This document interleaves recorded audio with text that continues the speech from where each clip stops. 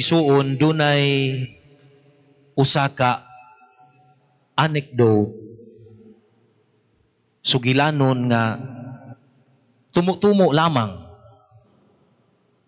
Medyo katawanan ang maong sugilanon, but there is a grain of truth in it. Dunay sambog nga tinuod, no? Bisan tuod og tumutumo ang og katawanan ang maong sugilanon. Ang maong anecdote nag-asoy kung ngano kunong si San Pedro na upaw. Di ba inigtanaw nato sa mga apostoles, si San Pedro, he is always depicted as a bald person, no? Wa na'y buhok, no? Maisa drong mga panahon na kay nauso naman rong upaw, no? Pero kaniadto gyud kun maupaw ka, bugal-bugalan ka oy, no? Dili ka tawgog upaw, tawgon kag wapo, no? Pero imo nang balihon ang wapo, upaw, no? Mao ni ang sugilanon ngano kunong na upaw si Pedro. Naupaw si Pedro tungod kay magsigi siya pangalot sa iyang ulo. Labi na gyud kun dili niya masabtan, dili niya matugkad ang pagtulunan sa Ginoo. Mangalot si Pedro sa iyang ulo, mao na nga mga tagak ang iyang buhok.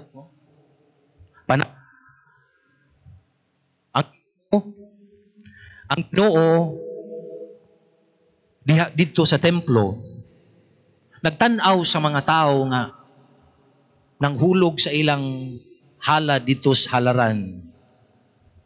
Dihay dato nga mihulog og dako nga salapi.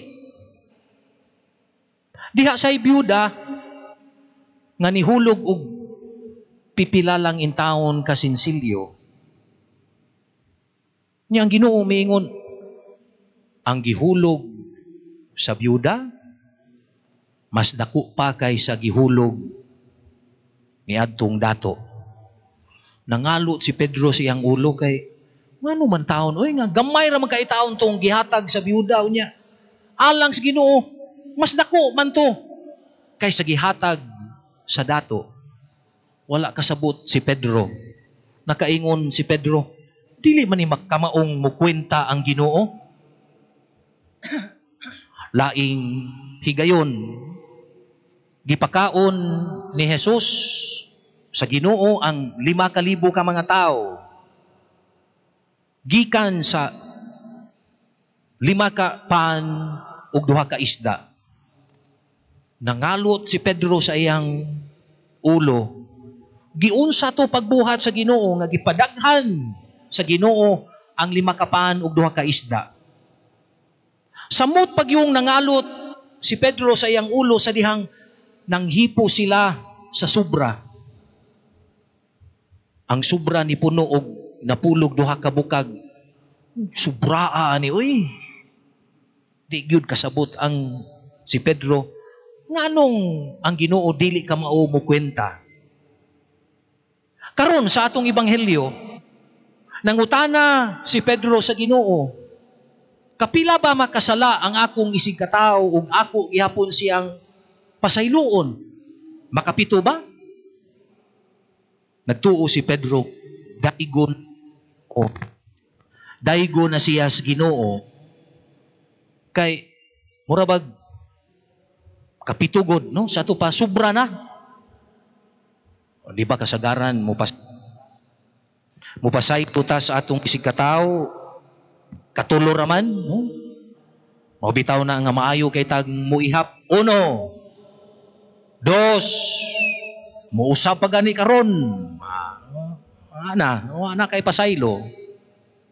Yan nagtuo si Pedro nga taas na tong iyahang pagkwenta, kapitugod. Abi niya pakpakan siya sa Ginoo. Giingnan man hinuon siya sa Ginoo nga dili kay makapitura kundili kapito. Sa ato pa, ang pasaylo walay kinutuban. Ang pasaylo walay katapusan. Ang pasaylo walay kwintahay. Walay iphanay.